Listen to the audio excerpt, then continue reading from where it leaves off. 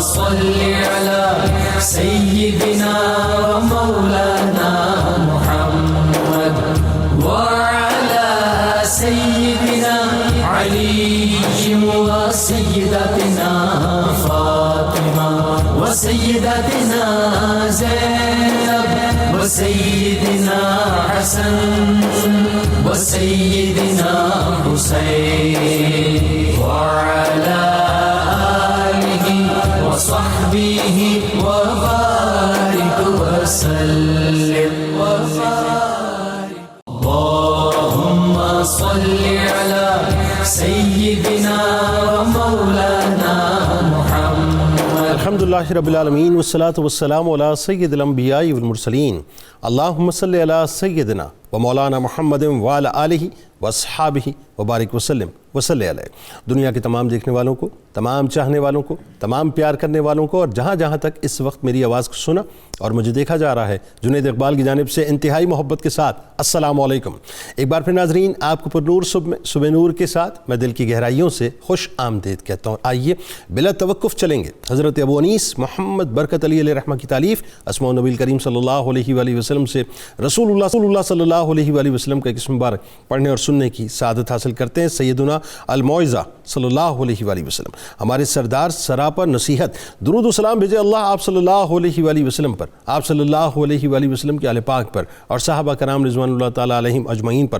حضرت عبد الرحمن رضی اللہ تعالیٰ عنہ اپنے والد ماجد سے روایت کرتے ہیں کہ حضور نبی کریم صلی اللہ علیہ وآلہ وسلم نے ارشاد فرمایا، کوئی بندہ اس وقت تک مومن نہیں ہو سکتا جب تک کہ میں اس کے نزدیک اس کی جان سے بھی محبوب تر نہ ہو جاؤں اور میرے اہل بیت اسے اس کے اہل خانہ سے محبوب تر نہ ہو جائیں. ہمارے ساتھ آج آپ نے ضرور جڑے رہنا ہے ناظرین، کیونکہ آج کی جو ہستی ہے صاحب، ان کو ایک ایسا شرف عطا ہوا ہے کہ کائنات میں کسی اور کو شرف عطا ہوا ہی نہیں ہے. بہت انٹرسٹنگ ہستی ہے جناب ابو طلحہ انصاری رضی اللہ تعالیٰ عنہ کی بارگاہ میں مل کے چلیں گے. یعنی آج ایک ایسے جلیل القدر انصاری صحابی رسول صلی اللہ علیہ وآلہ وسلم کی بارگاہ میں عقیدتوں اور محبتوں کے نذرانے پیش کرتے ہیں کہ ناز بھی جن کے اوپر ناز کرے، جن کی حیات طیبہ فضائل کا اور خوش بختیوں کا حسین ترین حوالہ ہے، جو اپنے دامن میں عشق رسول صلی اللہ علیہ وآلہ وسلم اور فداکاری رسول صلی اللہ علیہ وآلہ وسلم کا ایسا نور سمیٹے ہوئے ہیں کہ جس کی روشنی نے ان کے نام کو رہتی دنیا تک چمکا کر رکھ دیا ہے،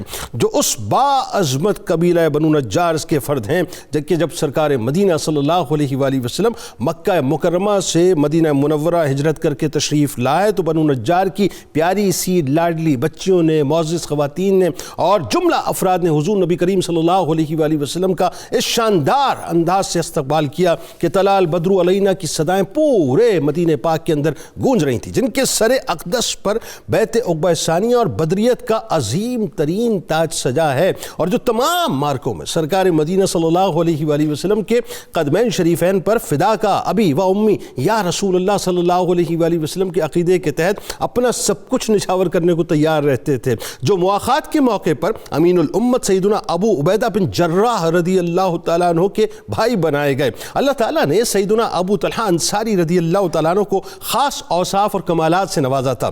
بہترین تیر انداز تھے، انتہائی نڈر اور بہادر سپاہی تھے. یعنی عالم یہ تھا کہ اللہ تعالیٰ نے آپ کو تیر اندازی کی ایسی مہارت عطا کی تھی کہ کمان میں تیر ڈالا کرتے تھے تو ایسا جوڑ کر مارتے تھے کہ مشرکین کے جسم کے اوپر پیوست ہو جایا کرتا تھا. یعنی آپ کا ٹارگٹ کبھی بھی خطا نہیں ہوتا تھا. اور اس قدر ایک طرف تو یہ معاملہ کہ نڈر تھے، دوسری طرف اس قدر درد دل رکھنے والے تھے کہ شدید بھوک کے باوجود اپنا اور اپنے گھر والوں کے منہ کا نوالا مہمانوں کو پیش کر دیا کرتے تھے، اور ایسا پیش ہوتا تھا صاحب کہ وہ قبولیت کی جو سند ہے وہ عرش سے ملا کرتی تھی. اللہ تعالیٰ نے آپ کو بلند اور بھاری بھرکم آواز اور روبدار آواز سے بھی نوازا تھا. یعنی ایک تو شخصیت بڑی جاذب نظر تھی، اور کمال یہ تھا کہ لشکر میں جب حضرت ابو طلحہ انصاری رضی اللہ تعالیٰ عنہ کی آواز گونجتی تو 100 آوازوں کے اوپر بھاری ہوا کرتی تھی. یعنی میں آپ کو ایک بات بتلاؤں کہ آواز کے روب کا عالم یہ تھا کہ رسول کریم صلی اللہ علیہ وآلہ وسلم غزوات کے دوران انہی کی آواز کے ذریعے سے دشمنوں پر باقاعدہ روب طاری کرنے کے لیے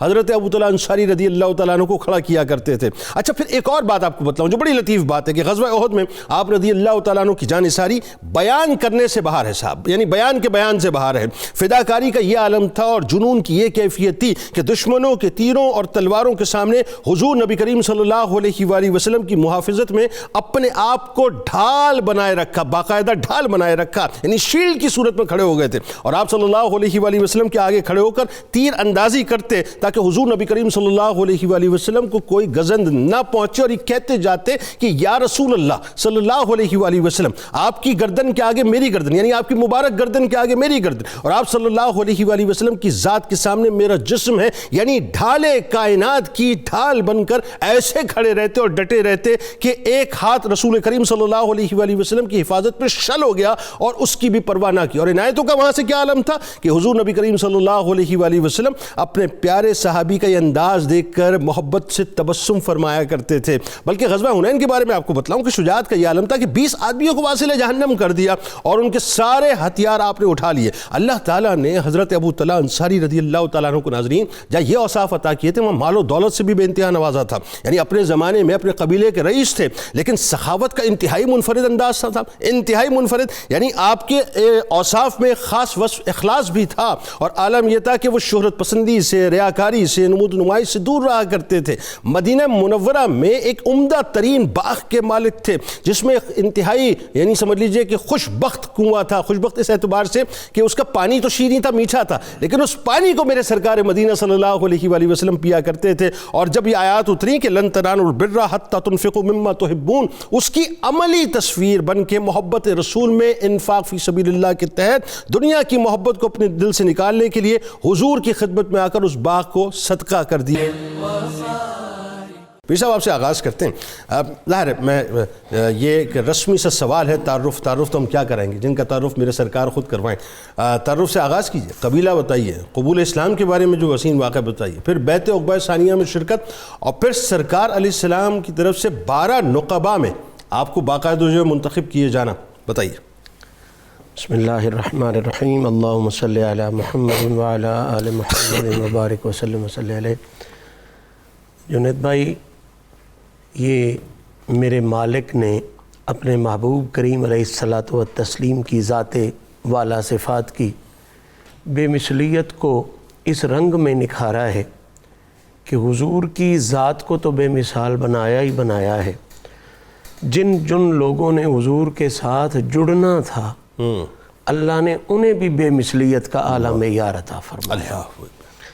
آقا کریم کے لیے جو اجداد اللہ نے منتخب فرمائے وہ بھی انتہائی عزتوں کے حامل، بے شک۔ حضور کے لیے جو ازواج مطہرات مالک نے منتخب فرمائیں وہ بھی اعلیٰ ترین عظمتوں کی رکھنے والی شخصیات۔ اللہ آقا کریم کی جو اولاد اطہار اللہ نے منتخب فرمائی، انتہائی ممتاز مقام۔ سبحان اللہ۔ بعینی ہی اسی طرح جن لوگوں کو اللہ تعالیٰ نے بطور صحابی اپنے محبوب کے لیے منتخب فرمایا، حضور نے خود فرمایا ہے کہ میرے صحابہ یہ میرے اختیار سے نہیں، میرے رب نے اختیار کیے ہیں میرے لیے یہ صحابہ۔ اللہ تو جن کو اللہ منتخب کرے اور حبیب کے لیے منتخب کرے، اندازہ فرمائیں ان کی عزتوں، ان کی عظمتوں کا اپنا عالم کیا ہوگا، اور پھر ان کی بلندیوں کو میری اور آپ کی کیا اوقات ہو سکتی ہے کہ کسی بھی لہجے یا کسی بھی لفظ کے ساتھ بیان کر سکیں۔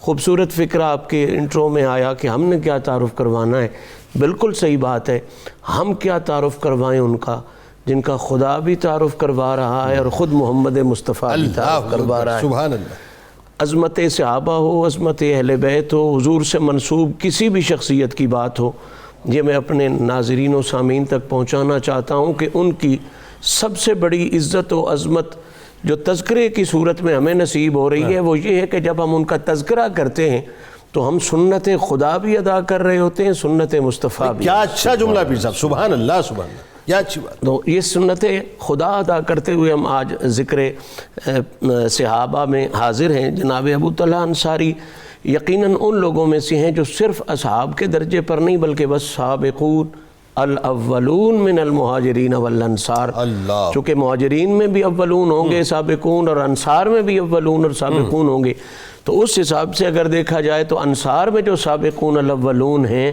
ان میں یہ کمال کی ہستی موجود ہے. سبحان. آپ کا قبیلہ بنو نجار ہے اور آپ کے تعارف کے حوالے سے آپ کا نام نامی اس میں گرامی ذکر کرنا پہلے ضروری ہے. آپ کا نام جناب زید ہے اور ان کے والد کا نام سہل اور پھر آگے دادا کا نام اسود ہے اور والدہ کا نام ان کا عبادہ ہے, وہ مالک بن عدی کی بیٹی ہیں.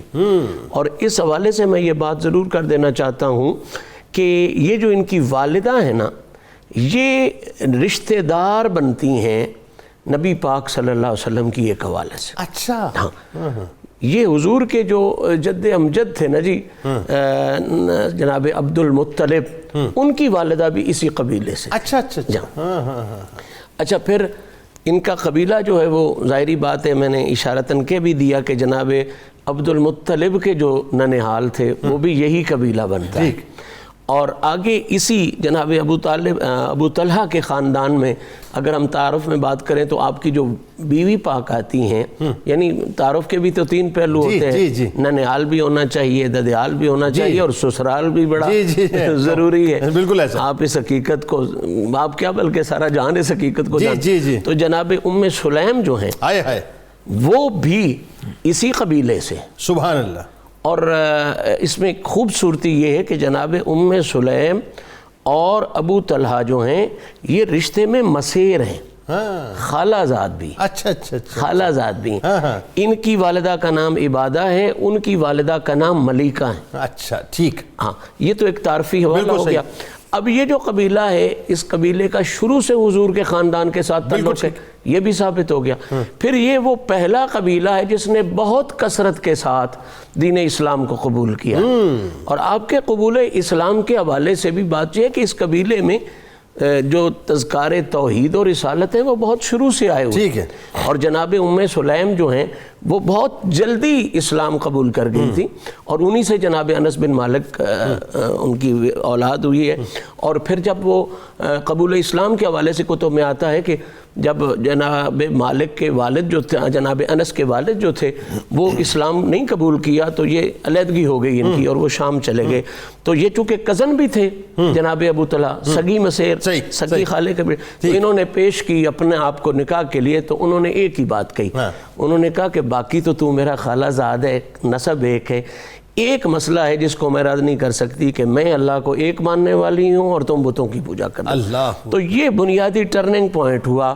ابو طلحہ کے ذہن میں پہلے بھی توحید اور رسالت کے ساتھ تعلق تھا, لیکن اس وجہ سے پھر زیادہ ابھر کے سامنے. پھر انہوں نے جناب مصعب بن عمیر سے ملاقاتیں کی, لوگوں سے پھر وہ پہلی جو بہت بڑی ٹیم جس کو عقبہ ثانیہ کہتے, عقبہ ثانیہ کہتے, اس میں جا کے انہوں نے اسلام کو. کمال یہ کہ جو مہر ٹھہرا ان سے زیادہ حسین مہر کسی کا نہیں, یہ قبول اسلامی مہر. وہ تو خیر آگے یقیناً سوالات میں آئے گا. مجھے صرف اتنا کہنا تھا کہ ظاہری بات ہے یہ نہیں کہ وہ پہلا ان کا مسئلہ تھا, بلکہ شروع میں اس خاندان میں توحید و رسالت کے اذکار موجود تھے. پھر جناب سلیم کی ترغیب سے تو پھر یہ نور علی نور مرحلہ ہو گیا. اور پھر جب یہ بیعت میں گئے ہیں تو بیعت عقبہ ثانیہ میں تو حضور نے 12 نمائندے بنائے, انہیں نقبا کہہ سکتے ہیں. 12 کی ایک بڑی تاریخ ہے موسیٰ علیہ السلام اثنا عشرہ والی. تو ان میں سے ایک نقیب انہیں بھی بنایا کہ تو اپنے قبیلے میں جا کے اب مجھ محمد کا نمائندہ بن کے اللہ اور اللہ کے رسول کی دین کی تبلیغ. کیا کہنا ہے, کیا خوبصورت تمہید ہے. اور ڈاکٹر صاحب اسی سلسلے کو ذرا آگے جوڑ دیجئے کہ سرشت میں آپ کی خاص طور پہ جو بہادری تھی, جو جرت تھی, جو شجاعت تھی, جو نڈر پن تھا, وہ ظاہر دنیا نے دیکھا. اور مطلب اعلیٰ ترین مثال تو ہمیں احد کا میدان بتلاتا ہے. مطلب میں یہ کہوں اگر غلط نہ ہوگا کہ احد کی فضائیں آج بھی ناز کرتی ہیں حضرت ابو طلحہ انصاری رضی اللہ تعالیٰ عنہ پہ. تو ذرا بدر سے لے کے حنین تک تمام غزوات میں ایک تو شرکت کا جو منظرنامہ بتائیے, پھر فداکاری اور جانثاری کا جو شاندار مظاہرہ آپ نے پیش کیا خاص طور پہ غزوہ احد کے موقع بتائیے ذرا. دیکھیے جی, قوت غضبیہ تو ہر ایک میں ہوتی ہے جی, لیکن قوت غضبیہ منفی طرف چلے جائے تو وہ شرارت بن جاتی ہے. بالکل ٹھیک ہے.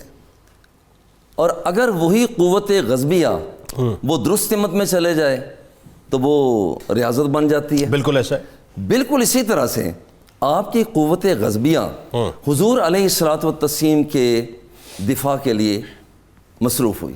آئے ہائے. اور یہ آپ کا پہلی جنگ سن 2 ہجری کو پہلی جنگ بدر ہوئی. ٹھیک ہے. لطف کی بات یہ ہے کہ آپ اس میں شریک تھے. بالکل صحیح.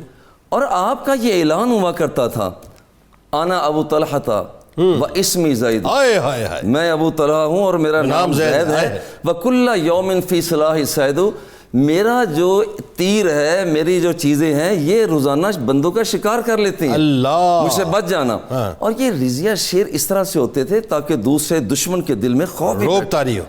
اچھا، یہ سب سے پہلی جنگ میں بھی شامل تھے۔ پھر اس کے بعد سن 3 ہجری میں احد کا واقعہ پیش آیا، اس میں بھی باقاعدہ شامل۔ یہاں تو آپ نے قوت غضبیہ کے جو جوہر دکھائے ہیں وہ دنیا جانتی ہے۔ اللہ، وہ اس انداز میں کبھی حضور کے آگے ہیں، کبھی پیچھے، کبھی دائیں، کبھی بائیں۔ اللہ، حضور علیہ الصلوۃ والتسلیم کائنات کے آقا تھوڑے سے آگے بڑھتے ہیں، حضور آپ ذرا پیچھے ہو جائیں، اور خود عرض کرتے ہیں حضور نفسی لنفسک الفدا، آہا، حضور میری جان آپ کی جان پر قربان ہے، وجہی لوجہک الوقا، حضور آپ کے رخ تاباں کے سامنے میں حاضر ہوں، جو تیر آئے تفانگ ہے میں اس کے لیے حاضر۔ اللہ اکبر، اللہ اور یہ وہ جذباتی انداز تھے۔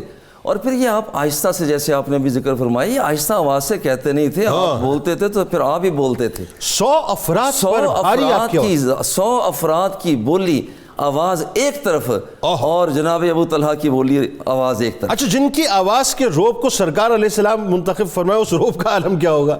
اور ان کے روب کے پھر یہی وجہ ہے کہ حضور علیہ الصلوۃ والتسلیم کائنات کی آقا، آپ جب اپنا سر مبارک اٹھاتے تو آپ عرض کرتے حضور نحری دون نحری کا، حضور میرا سینہ حاضر ہے، آپ یہ کیوں تکلف فرماتے ہیں؟ اللہ اکبر، کوئی تیر آئے گا تو میں سہ لوں گا۔ آہا، اور یہ وہ پامردی تھی کہ جہاں بڑے بڑے لوگوں کے پاؤں پھسل جاتے ہیں، وہ ڈر جاتے ہیں، مگر یہ وہ مرد حق تھے جو وہاں پر ڈٹ گئے تھے۔ اللہ اکبر، اللہ اکبر۔ اور اس انداز میں کہ یہ اس کے بعد وہ غزوہ خیبر ہے، غزوہ خیبر کے اندر بھی تو یہی کچھ ہوا۔ جی جی، غزوہ خیبر کے اندر وہ آپ کا اونٹ حضور علیہ الصلوۃ والتسلیم کے اونٹ کے بالکل ساتھ، جی جی جی، اور یہ مشکل ترین کام ہوتا، چونکہ ساری کے ساری تیر و طوفان کے جو اثرات ہوتے وہ تو حضور کی طرف ہوتے Exactly ایسا ہی کہ تھا۔ اس بندے کو کس طرح سے راستے سے ہٹا دیا جائے۔ بالکل ایسا۔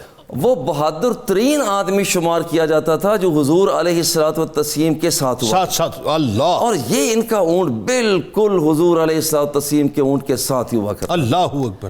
اور پھر یہ کہ جب اس موقع پر، خیبر کے موقع پر، آپ نے پر گدھے کے گوشت کو حرام قرار دیا، تو اعلان کرنے نبی کے کریم صلی اللہ لیے، علیہ وسلم نے، جی، اعلان کرنے کے لیے جس کا انتخاب کیا گیا وہ آپ کا، وہ آپ ہی تھے۔ ہاں، آپ پر اتنا اعتماد تھا، اور یہ اعتماد کی کیفیت یہ ہے کہ غزوہ حنین کے اندر جو اعلان تو یہ تھا نا کہ یہاں پر جو آدمی جس کو قتل کر دے اس کا ساز و سامان اسی کے لیے ہوگا۔ آپ نے وہ جوہر دکھائے، 20-21 افراد کو واصل جہنم کیا، اور ان کا سارا ساز و سامان وہاں پر لیا، جو باغ خریدا جو بہترین باغ تھا، اور محبت مصطفیٰ صلی اللہ علیہ وآلہ وسلم اتنے گم تھے کہ یہ سارے کا سارا باغ اللہ کی راہ میں وہ تقسیم اس پہ گفتگو کرتے ہیں، اور یہ ظاہر ہے یہ بالکل وہ ربط ہے کہ جس پہ میں چاہتا ہوں بات ہونی چاہیے، لیکن کھل کے تھوڑا سا اس پہ ڈیٹیل میں ہم بات کرتے ہیں کہ ایک تو بہادری کے جوہر ظاہر ہے جیسا کہ ڈاکٹر صاحب نے فرمایا، اور سرکار علیہ السلام کو اعتماد بھی بہت تھا نا۔ وہ جو اونٹنی والا بھی واقعہ ہے، خاص طور پہ جب خیبر کے موقع سے مطلب نکلے تھے اور حضرت صفیہ سلام اللہ علیہ ساتھ تھی، تو جو منتخب کیا سرکار علیہ السلام نے ابو طلحہ انصاری رضی اللہ تعالیٰ عنہ کو۔ لیکن آپ یہ دیکھیے قرآن کی جب آیات نازل ہوتی ہیں، لن تنالوا البر جس کا میں نے ابھی ابتدا میں حوالہ دیا، تو جو سب سے زیادہ عزیز ترین باغ تھا وہ سرکار علیہ السلام کی بارگاہ میں پیش کر دیا۔ تو سخاوت کا جو یہ معیار ہے وہ کیا ہے؟ دوسرا آپ یہ دیکھیے کہ اللہ اور اس کے رسول صلی اللہ علیہ وآلہ وسلم کی طرف سے کیسا اعزاز ملا کہ جو مہمان، جو سرکار علیہ السلام کے مہمان ہیں، ان کی مہمانداری کا شرف آپ کو نصیب ہوا۔ بتائیے ذرا۔ بسم اللہ الرحمن الرحیم۔ دراصل سخی ہونے کے لیے بہادر ہونا پڑتا ہے، بزدل لوگ سخاوت نہیں کیا کرتے۔ کیا اچھی بات ہے۔ تو حضرت ابو طلحہ زید بن سہل انصاری رضی اللہ تعالیٰ عنہ آپ کی سخاوت بیان کرنے کے لیے ہم کو اور ناظرین کو عالم تصور میں مسجد نبوی میں پیش ہو جانا چاہیے۔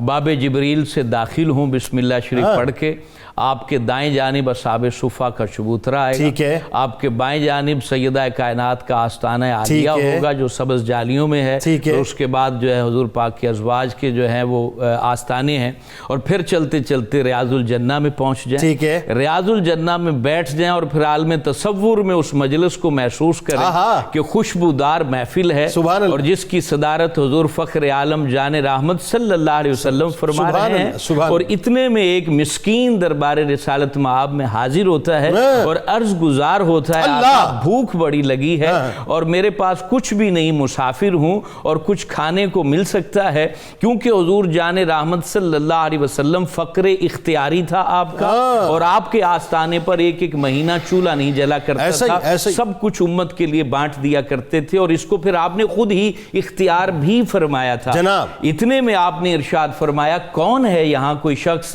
جو ان کو اپنے گھر لے جائے اور ان کی مہمان نوازی کرے، اس کے بدلے اللہ اس پر رحم فرمایا اور اچھا اس کو قطع برکت۔ کلام کی معذرت، کیا اس سے پہلے یہ بھی ہوا تھا کہ آپ نے فرمایا تھا کہ پہلے حجروں میں جا کے دیکھو، جی، تو یہ کے بعد دیگر تمام حجروں میں دیکھا گیا کھانے کو کچھ موجود نہ تھا؟ کھانے کو کچھ نہیں موجود تھا، کیونکہ فقر اختیاری تھا، بالکل آپ کے آستانوں میں فقر اختیاری تھا۔ تو پھر حضرت ابو طلحہ زید بن سہل انصاری ہاتھ باندھے کھڑے ہوئے اور حضور فخر عالم صلی اللہ علیہ وسلم کے چہرہ اقدس سے جو برکات مل رہی تھی اس کو پایا، اور پھر عرض گزار ہوئے کہ حضور میں ان کی مہمان نوازی کرنے کے لیے تیار ہوں اور آپ کی دعائیں مجھے مل جائیں۔ تو پھر اس مسکین کو، فقیر کو، مسافر کو اپنے ساتھ لیا، اپنے گھر گئے اور اپنی زوجہ حضرت ام سلیم سے پوچھا کہ گھر میں کچھ کھانے کو ہے؟ کہا ہے لیکن بچوں کے لیے کچھ پکایا ہے، باقی کچھ نہیں۔ یہاں وقفہ لیتے ہوئے بات سمجھنی اور سوچنے کی ضرورت ہے۔ حضرت انس بن مالک جو ان کے ستیلے بیٹے ہیں، حضرت ام سلیم کے سگے بیٹے ہیں،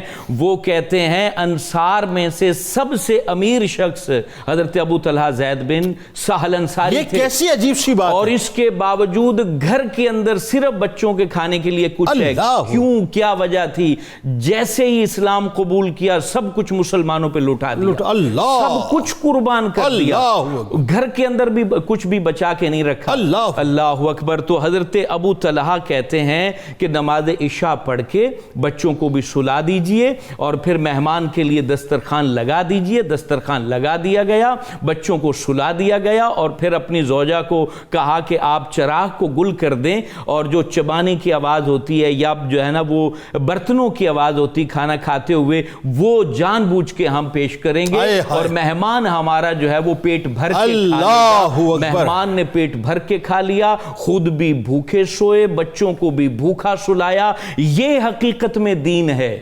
آج جو ہے وہ دولتوں کے انبار پڑے ہیں، بہن بھوکی مر رہی ہے، یتیم بھتیجیاں بھوکی مر رہی ہیں، اپنے بچوں کے لیے 5-5 ہزار کے جوڑے خریدے جا رہے ہیں، اور وہ جو بھائی مر گیا تھا اس کی اولادیں عید پر بھی سوٹ خریدنے کے ان کے پاس پیسے نہیں ہیں، اور ہم بنے پھرتے ہیں سب سے بڑے مسلمان، کیا ریلیونٹ بات آپ کر رہے ہیں، کیا ریلیونٹ بنے پھرتے ہیں۔ اور یہ اصل تو دین یہ ہے نا کہ اپنے بچے بھوکے سلا دیے اور مسافر کو جائے انعام کیا ملا صبح پھر؟ اللہ صبح جب حضور فخر عالم جان رحمت کی بارگاہ میں نماز فجر کے وقت پیش ہوئے تو حضور صلی اللہ علیہ وسلم دیکھ کر مسکرا دیے۔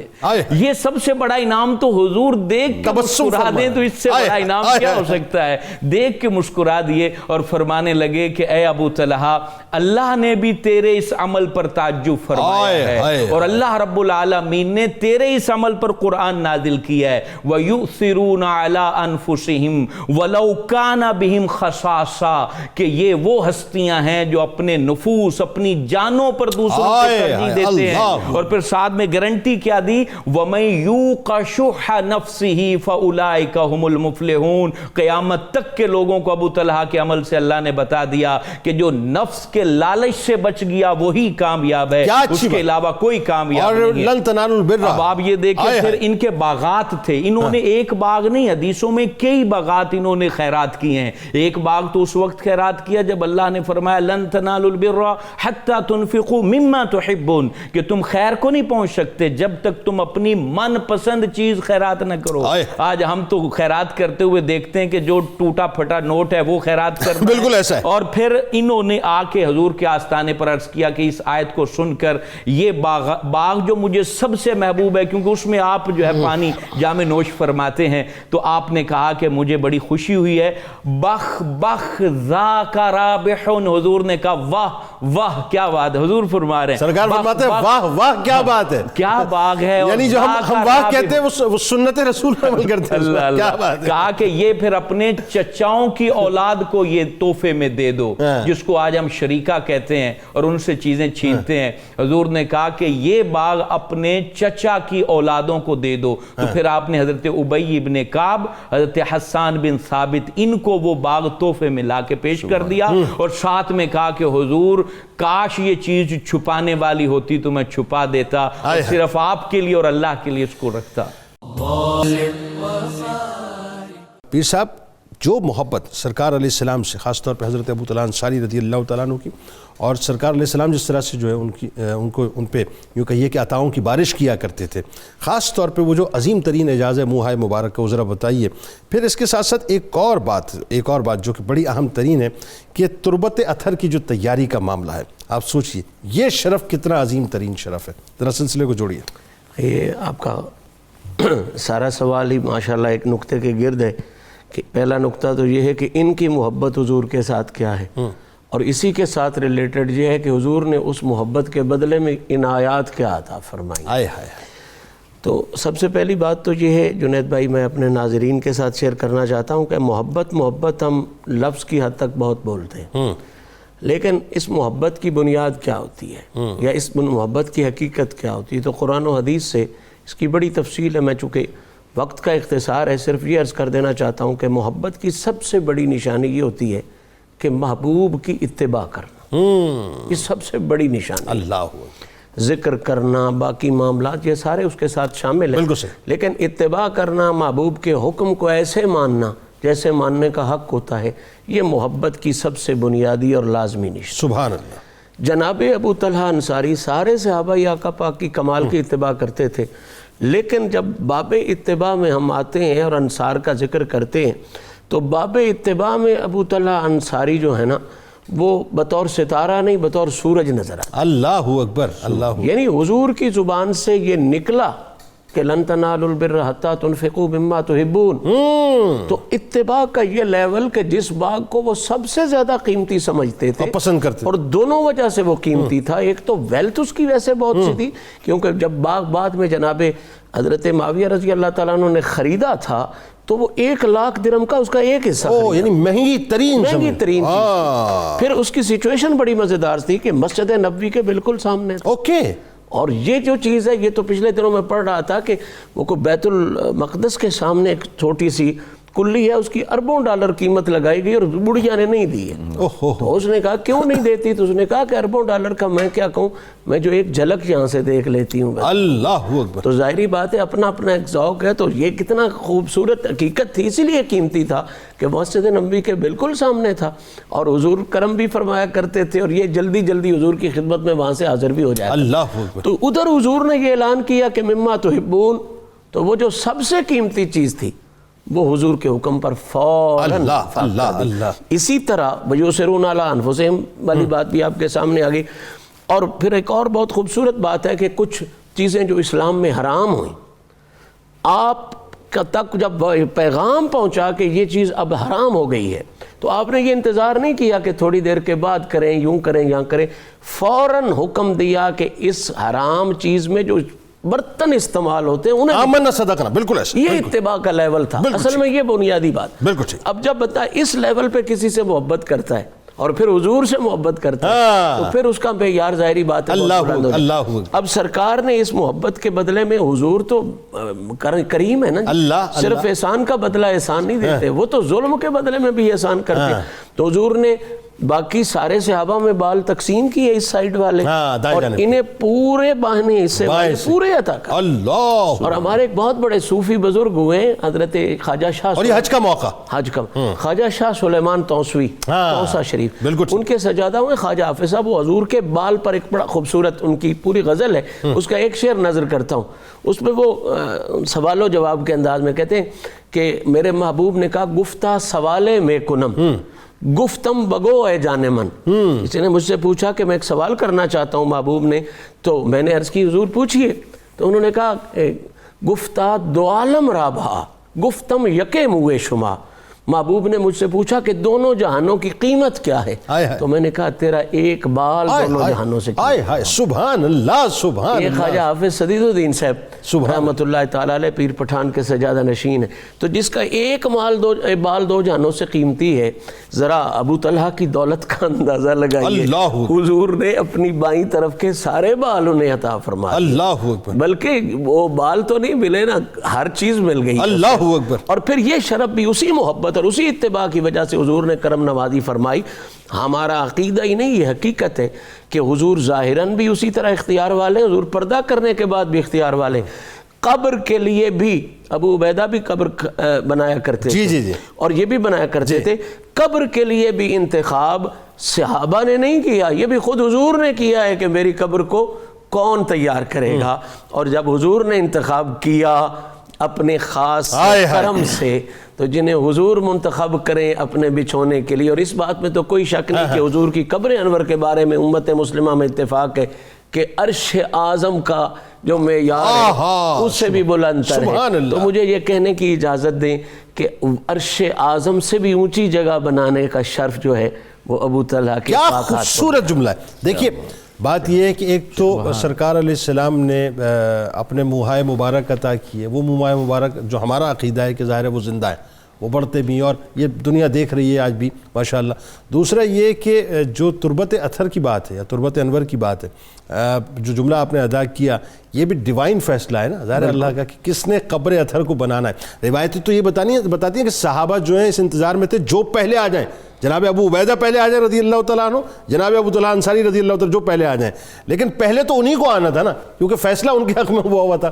اچھا جی، اب ذرا آخر میں ذرا سلسلے کو اور آگے بڑھاتے ہوئے آپ کی اولادوں کے بارے میں بھی بتائیے ہمیں کہ آپ کی اولادیں کتنی تھیں، کیا ان کا مقام اور مرتبہ، پھر سرکار مدینہ صلی اللہ علیہ وآلہ وسلم سے خاص طور پہ جو ان کا پیار، سرکار علیہ السلام کی جو عطائیں ان کے اوپر تھیں، اور خاص کر ایک بیٹے کا جو وصال کا واقعہ ہے وہ بڑا ایسا واقعہ ہے، یقین مانی میں جب بھی پڑھتا ہوں تو میرا دل ہل کے رہ جاتا ہے کہ کیا ضبط ہے اور کیا صبر ہے جناب ام سلیم سلام اللہ علیہ کا اور حضرت ابو طلحہ انصاری رضی اللہ تعالیٰ عنہ۔ بتائیے ذرا۔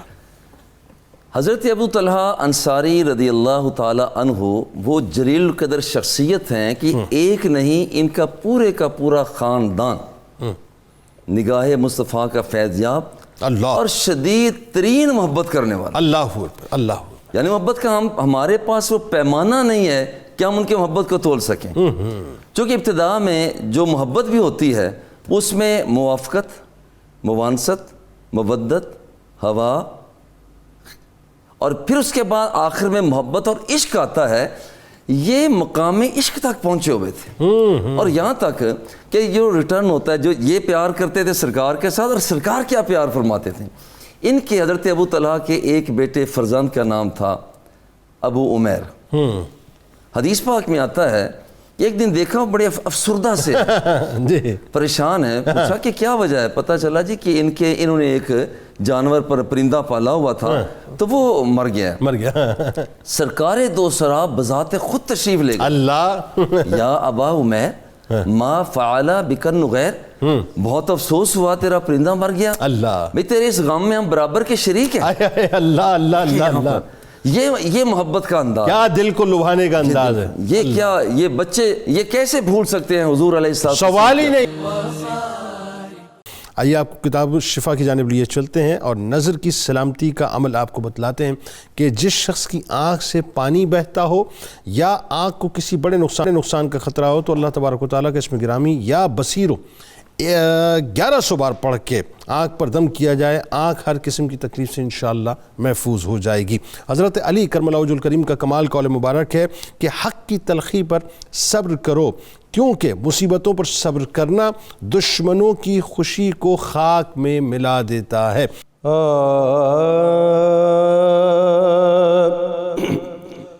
ابو طلحہ انصاری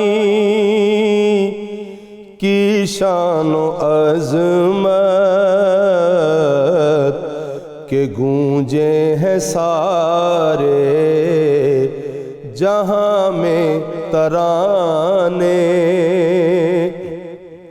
ابو طلحہ انصاری کی شان و عظمت کہ گونجے ہیں سارے جہاں میں ترانے، رضی اللہ عنہ بشارت عطا کی نبی کے صحابی کو رب العلا نے، نبی کے وہ سچے فداکار بھی تھے، لٹانے کو جان اپنی تیار بھی تھے، نبی کے وہ سچے فداکار بھی تھے، لٹانے کو جان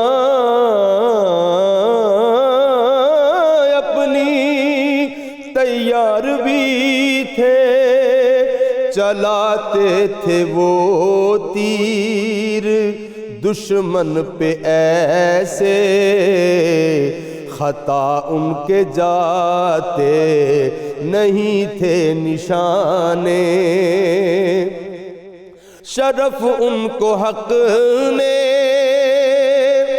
عطا جو کیا ہے، کوئی شان ساجد بیاں کیا کرے گا، شرف ان کو حق نے عطا جو کیا ہے، کوئی شان ساجد بیاں کیا کرے گا، جو رتبہ ابو طلحہ کو بخشا رب نے، کوئی کیسے سمجھے کوئی کیسے جانے، ابو طلحہ انصاری کی شان و عظمت کہ گونجے ہیں سارے جہاں میں ترانے، رضی اللہ عنہ بشارت عطا کی نبی کے صحابی کو رب العلا نے۔